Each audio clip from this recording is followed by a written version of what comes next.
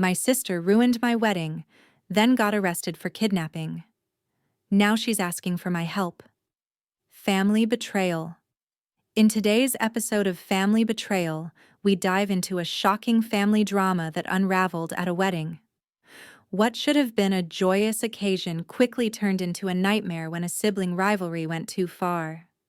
Join us as we uncover the shocking twists and emotional struggles that followed. Don't forget to like and subscribe to Silent Wars for more incredible family betrayal stories. The wedding disaster and sister's uninvited appearance. At 24, I thought I had everything figured out.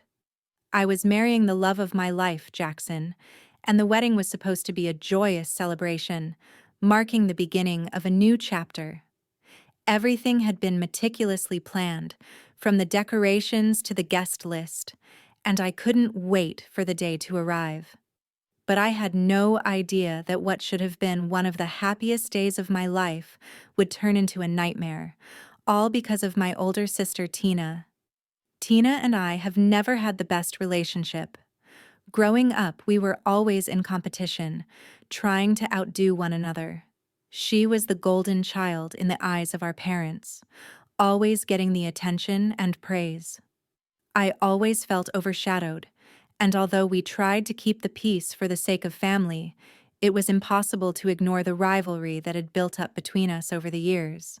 As we grew older, things only worsened.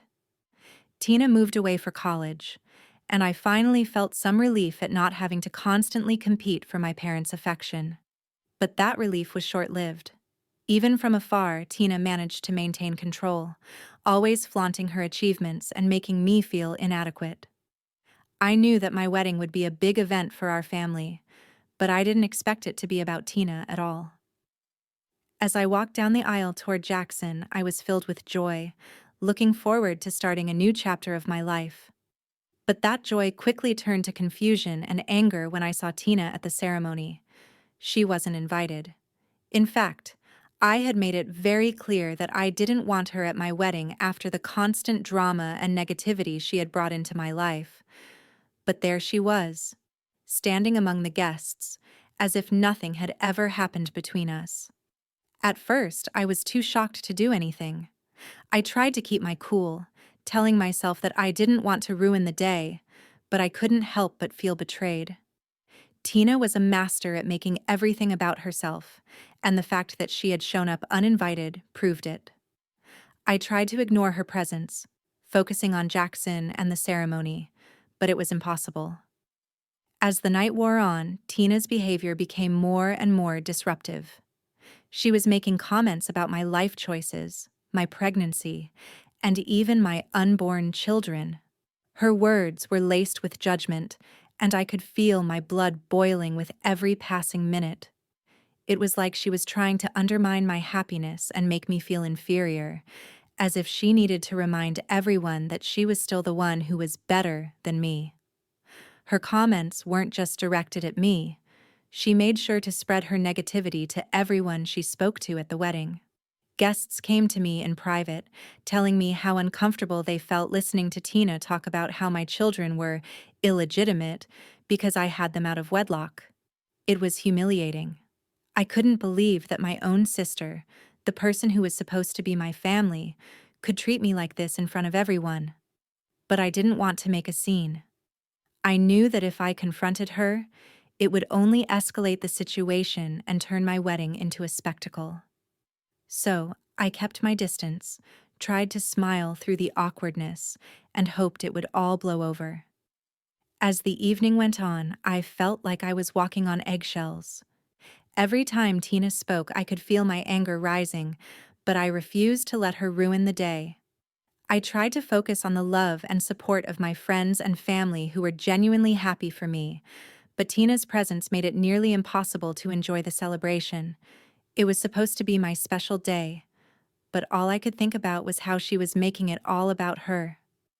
In the end, I managed to get through the wedding without confronting Tina, but I couldn't help but feel a sense of betrayal and hurt. She didn't just crash my wedding, she hijacked it. She made my special day about her jealousy and need for attention. I couldn't believe that after everything that had happened between us, she still had the audacity to show up and act like nothing had ever been wrong. It was shocking, and it left me feeling more than just angry. It left me feeling completely disillusioned with the relationship we shared. Looking back, I wish I had done things differently. I should have stood up for myself sooner. But at the time, all I could think about was trying to make my wedding day as peaceful as possible. Little did I know, Tina would continue to cause chaos in my life in ways I could never have imagined. Tina's arrest for kidnapping. The events that followed my wedding were truly beyond anything I could have ever expected. What was supposed to be one of the happiest moments of my life quickly turned into something straight out of a nightmare, not just because of my sister Tina's uninvited appearance, but because of what came next. Something so horrific and shocking that it left me in a state of disbelief. After the ceremony, as the evening was winding down and my guests were enjoying themselves, something completely unexpected happened. The calmness of the night was shattered when the police suddenly stormed the venue. I had no idea what was going on, but it quickly became clear that something serious was unfolding. To my horror, the officers made their way directly toward Tina, who had been mingling with the guests.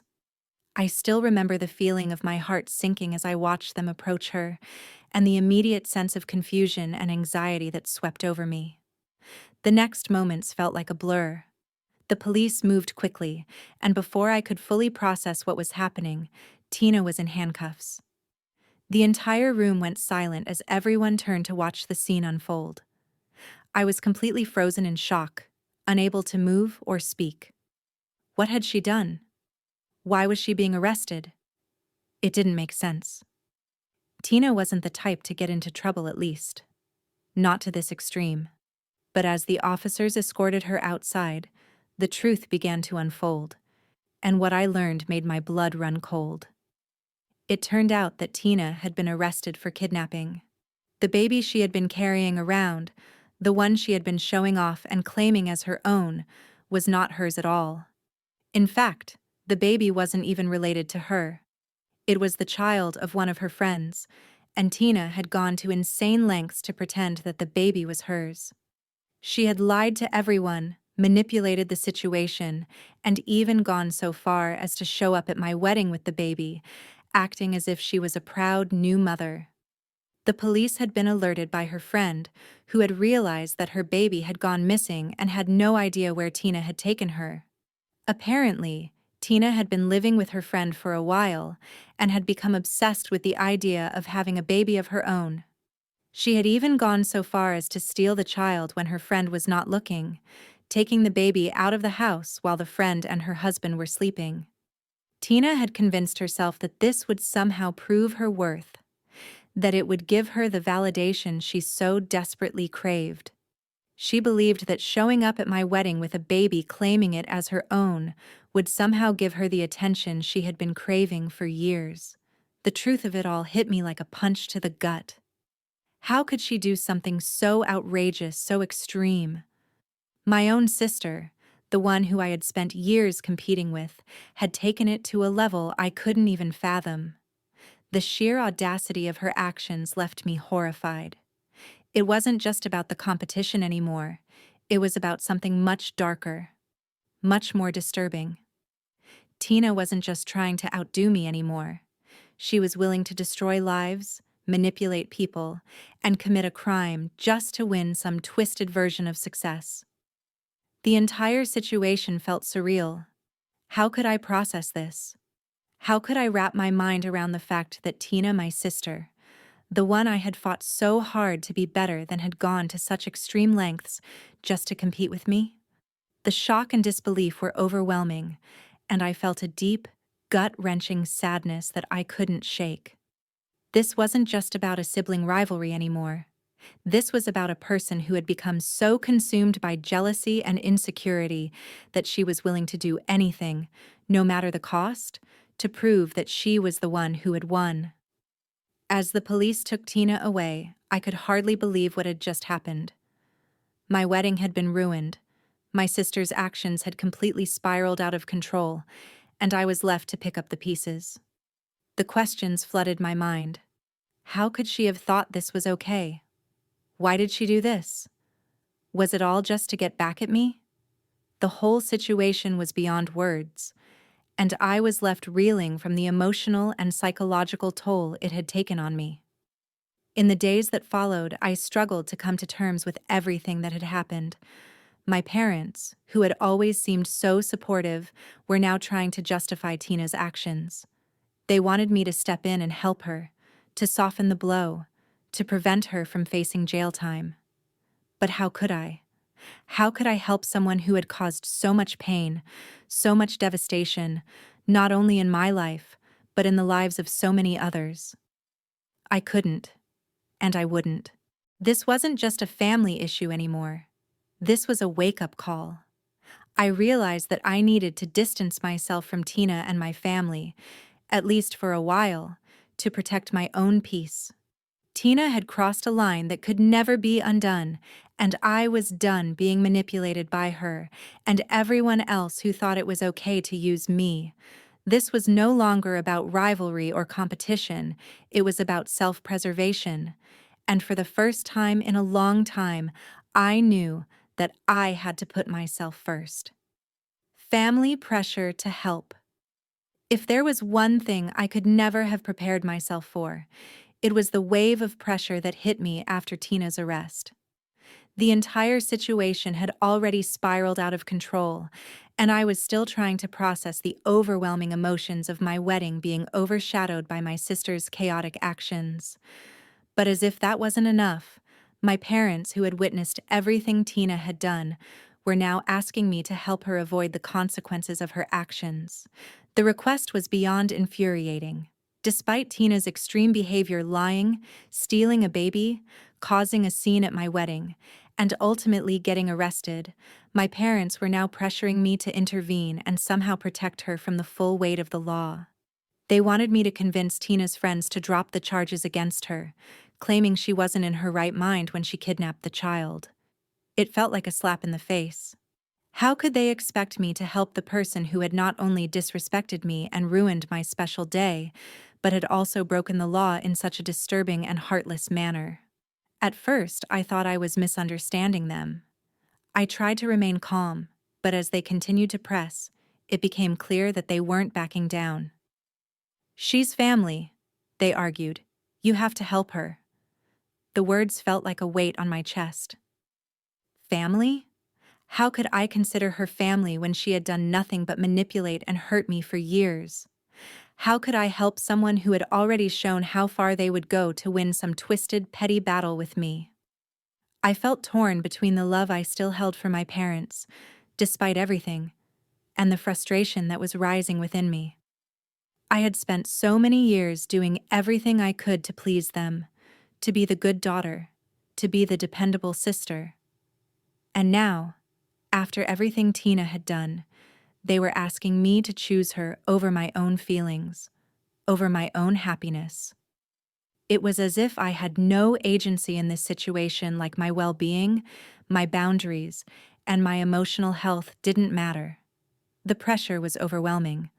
My parents were persistent. They explained how Tina was in a fragile state, how she was mentally unstable, and how they believed she wasn't entirely responsible for her actions. But the more they said, the more it became clear that they were enabling her behavior. Tina's manipulation had taken on a whole new level. She wasn't just playing games anymore, she had broken the law, endangered an innocent child, and ruined the one day that should have been about me. And yet, my parents couldn't see how toxic and manipulative she was. It made me angry. I had always been the one to hold things together in the family. I had supported them financially, emotionally, and physically for years, never once asking for anything in return. Yet, now they wanted me to help someone who had caused me nothing but pain, someone who had made it clear that she was more interested in destroying me than in actually being a part of my life. It felt as if they were asking me to sacrifice my peace of mind, my own healing process for her. I tried to explain how wrong this was, how unhealthy it was to continue enabling Tina, but my parents didn't seem to understand. They were so wrapped up in the idea of family that they were willing to ignore everything she had done and continue trying to protect her. It felt like I was being asked to play the role of the dutiful daughter once again, as if all my years of being manipulated didn't matter. I couldn't do it. I just couldn't. The thought of going back into that toxic cycle, of being pulled into Tina's web of lies and manipulation, was more than I could handle. I had already cut ties with her for a reason, because I was tired of being treated like I didn't matter, like I was nothing more than a pawn in her twisted game. But the guilt was relentless. I didn't want to disappoint my parents, but at the same time, I had to stand up for myself. I couldn't sacrifice my own mental health to fix a situation that Tina had created. I couldn't pretend that everything was okay when I had been hurt so deeply. The pressure to help Tina left me feeling trapped. I was angry, resentful, and anxious about the consequences of refusing to help her.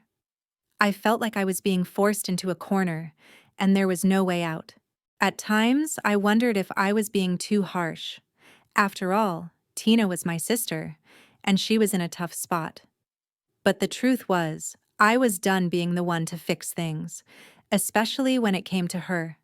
She had made her choices, and now it was time for her to face the consequences of those choices. I had been the one to always clean up the messes, to be the good daughter. But not anymore. This time, I had to put myself first. In the end, I made my decision.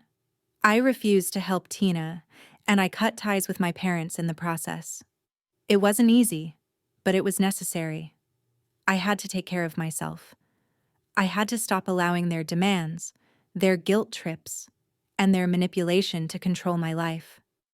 It was one of the hardest things I've ever done, but it was also one of the most freeing. It was time to put my own needs first. The decision to cut ties. After everything that had happened with Tina, I reached a breaking point.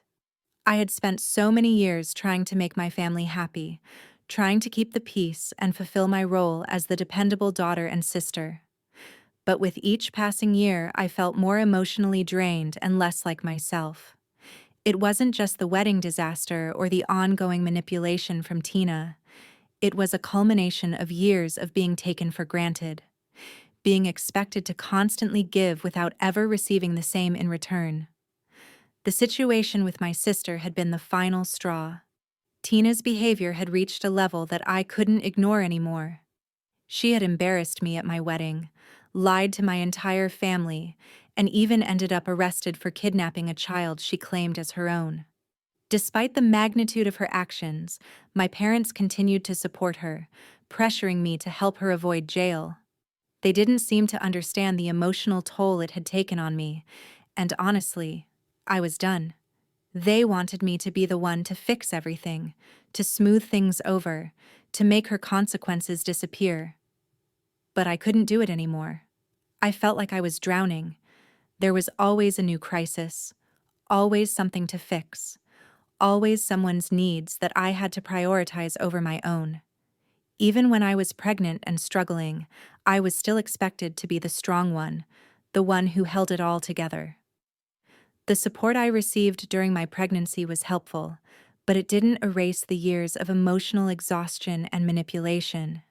It didn't undo the years of feeling like I was never enough unless I was constantly helping everyone else. At one point, as I was juggling my growing family, my career, and the constant demands of my relatives, I had to stop and ask myself, what about me? What about my mental health? What about my happiness? I had spent so much time trying to live up to their expectations that I had lost sight of what I truly needed. I realized that I had been sacrificing my own well-being for the sake of my family, trying to keep them happy at the expense of my own happiness. And that needed to change. The decision to cut ties with my entire family was not an easy one. It felt like a betrayal, even though deep down I knew it was the right thing to do. I had always been there for them, always played my part in the family drama, always been the one to fix things. But at some point, I realized that I had to stop being the one who always bent over backward to make things work. I had to start putting myself first. The relief was almost immediate. The weight that had been on my shoulders for so long started to lift. For the first time, I felt like I could breathe without the constant pressure of their expectations hanging over me. But alongside that relief came guilt. I had always been the one to keep the peace, to do what was expected of me. And now, I was walking away from it all. I felt guilty for not being the good daughter or the good sister they wanted me to be. I felt guilty for choosing my own happiness over theirs. But as the days passed, I realized that the guilt was misplaced. I wasn't abandoning them, I was protecting myself. I was finally setting boundaries and learning that it was okay to say no, that it was okay to prioritize my own needs and the needs of my immediate family, my husband, and my children. For the first time in my life, I was choosing to focus on the people who truly mattered, the people who loved me without expectation. It wasn't an easy choice, and there were times when I doubted myself. But every time I thought about going back, I reminded myself of the years of emotional toll, of the manipulation, and the toxic behavior that had come from my family. I realized I couldn't continue to sacrifice my own peace of mind to maintain relationships that were ultimately draining me. I also realized that by cutting ties with my family, I was not rejecting love or family. I was rejecting the idea that family meant putting up with unhealthy behavior. I was setting an example for my children that they didn't have to accept toxic relationships or behavior, even if it came from someone they were supposed to love. It was about teaching them that love doesn't mean accepting mistreatment. Now, as I focus on my life with my husband and children, I feel more at peace than I have in years. I no longer feel the need to prove myself to anyone. I'm not constantly chasing approval or trying to fix problems that aren't mine to solve. For the first time in my adult life, I am living for me.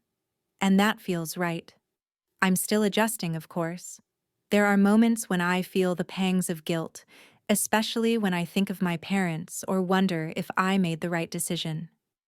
But ultimately, I know I made the right choice. I chose to stop surviving for others and start living for myself. And that, in itself, has been incredibly freeing. The aftermath and family's continued denial. After I made the decision to cut ties with my family, I knew there would be consequences, but nothing prepared me for the level of denial and manipulation that followed. Tina, who was still entangled in her legal issues, refused to take responsibility for her actions.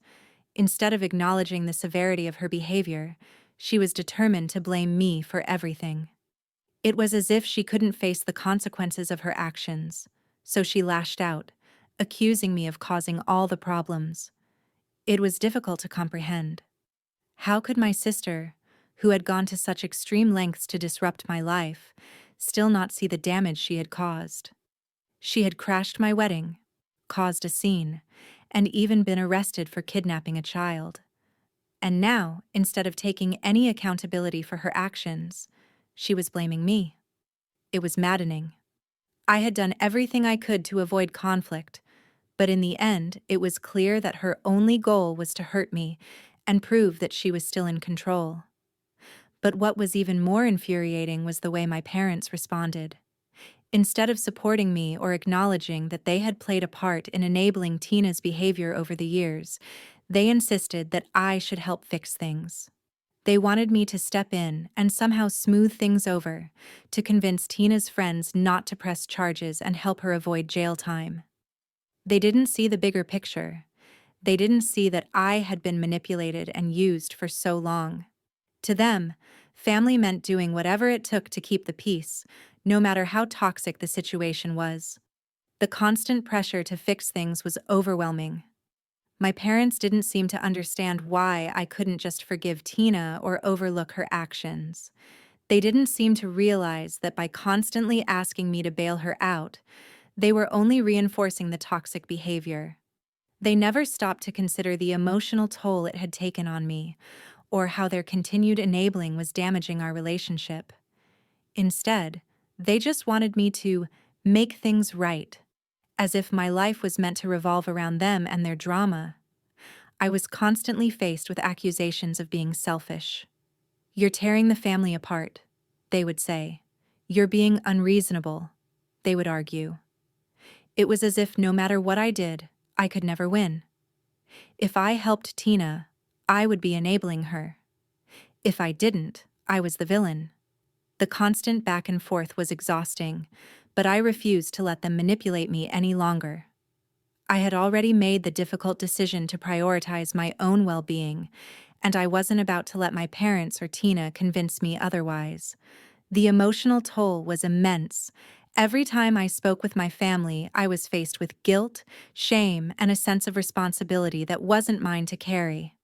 My parents, who should have been supporting me, were instead putting all the blame on me for not fixing everything. It was clear they couldn't understand why I couldn't just let things go, why I couldn't just forgive Tina and move on. But I couldn't. I had spent so many years putting everyone else's needs ahead of my own, and I was done. Even after everything that happened, my parents were still in denial. They still couldn't fully comprehend the damage they had done by enabling Tina for so long. It was as if they couldn't admit that they had played a role in shaping her toxic behavior. Instead, they focused on making me feel guilty for not being the one to make it all better. It was infuriating and draining, and I had to remind myself over and over that I wasn't responsible for fixing their mess. Looking back, I realized that the hardest part wasn't cutting ties with my family, it was realizing that they would never truly understand my decision. They would always see me as the one who broke the family, the one who was selfish and unforgiving. But in reality, I was simply choosing to protect myself, to stop being the doormat that everyone walked on. As much as I wanted to help, as much as I wanted to make things right, I couldn't sacrifice myself any longer. The aftermath of cutting ties with my family was painful, but it was also necessary. It was the only way for me to finally break free from the manipulation and control that had been part of my life for so long. I had to stand up for myself, even if it meant disappointing my family. It was hard to walk away from them, but in the end, it was the healthiest decision I could have made. The road ahead may be uncertain, and I may never fully heal from the wounds they caused, but I know that I can't keep sacrificing my own peace for the sake of their demands. It's time for me to prioritize myself and my immediate family, and that, in itself, is incredibly freeing. The honeymoon and moving forward. After all the chaos and emotional turmoil surrounding my wedding, I'm trying to hold on to the positive. The wedding was supposed to be the happiest day of my life, but instead, it turned into a whirlwind of drama, surprise, and betrayal. Despite the chaos that my sister Tina caused, Jackson and I are finally embarking on our honeymoon. It's just the two of us, and the thought of having some time alone together is both exciting and incredibly relieving. After everything that happened, this time away is exactly what we need to focus on ourselves and leave the stress behind, at least for a little while. The idea of taking a break from everything feels surreal. It's like I'm finally getting the chance to breathe, to reset. Jackson and I have been through so much, and while the wedding day didn't go as planned, I'm hopeful that this honeymoon will give us the fresh start we deserve. It's an opportunity for us to create the memories we were supposed to have that day. No family drama, no manipulative games from Tina, just us enjoying each other's company and moving forward as a couple. I'll admit, I've spent too much time letting other people dictate the course of my life, particularly Tina. The constant competition and her need to overshadow me made it difficult to focus on what truly mattered: my own happiness, my future, and my relationship with Jackson. Now, with Tina's arrest and everything that happened at my wedding, I feel like a weight has been lifted off my shoulders. It's as if I'm finally in control of my own narrative, And for the first time in a long time, I don't feel like I'm constantly running to catch up or trying to meet someone else's expectations. Jackson and I have always had a special connection, and although we've only been together for a short time, he's become my rock. I can't even begin to express how grateful I am to have him by my side through all of this. The way he supported me through my pregnancy, the ups and downs, and the emotional roller coaster with my family, he's been nothing short of amazing. It's his calm, reassuring presence that has helped me feel grounded, even when everything around me felt like it was falling apart. I know that, no matter what comes our way, we can face it together. This honeymoon is more than just a vacation. It's a symbol of new beginnings. It's a chance for us to leave behind the past, to stop worrying about the chaos and drama that we've had to deal with, and to focus on what's next for us. I've realized that no matter how messy things may have gotten with my family, I can still choose to move forward in a positive direction. I don't need to keep dragging the weight of their expectations and their mistakes along with me. It's time to let go of the negativity and embrace the love and support that I've found with Jackson. For the first time in a long time, I feel like I'm taking control of my life. And that's something I've been desperately needing. I'm not allowing the past to define me anymore. I'm not letting my sister's actions or my family's inability to understand my boundaries affect my happiness. This honeymoon is the first step toward putting myself and my family, Jackson and our children, first. It's about reclaiming my peace, my joy, and my future. As we prepare for this trip, I'm filled with excitement. It's a chance to relax, unwind, and truly be present in the moment. I'm looking forward to the quiet mornings, the quiet nights, and the shared experiences that will help us grow even closer as a couple. Jackson and I deserve this time, and it feels good to finally have something positive to look forward to. I know that when we return, life will still have its challenges, but I'm now more prepared to face them. I've learned that, no matter how messy things get, I am strong enough to choose what's best for me and my family. And with Jackson by my side, I know we'll be just fine. This honeymoon is just the beginning of a new chapter in our lives, one where we focus on each other, on building the life we want, and leaving the drama behind. For the first time in a long time, I feel like I'm exactly where I'm supposed to be. In life, there comes a time when we must prioritize our own well-being, even if it means stepping away from relationships that no longer serve us. Sometimes, family dynamics and societal expectations can weigh heavily on us, creating unnecessary stress and emotional turmoil. The story of setting boundaries with a toxic family member illustrates a powerful lesson. It is not selfish to protect your peace. In fact, it is an act of self-respect. As we age, it's important to remember that we are not obligated to sacrifice our happiness for the sake of others' demands or approval. By choosing to set healthy boundaries, we can focus on what truly matters: our health, happiness, and the people who bring us joy and support. Just as the character in this story found strength in reclaiming control of her life, we too can find peace when we stop letting others define our worth. It's a reminder that while family is important, it is also essential to surround ourselves with people who respect and uplift us, not ones who drain us. In the end, taking care of ourselves is not just a choice, but a necessity for a fulfilling and peaceful life. Thank you so much for watching today's story. If you enjoyed it, please make sure to give this video a like and subscribe to Silent Wars for more fascinating family betrayal. We appreciate your support and look forward to sharing more real-life stories with you soon. Stay tuned.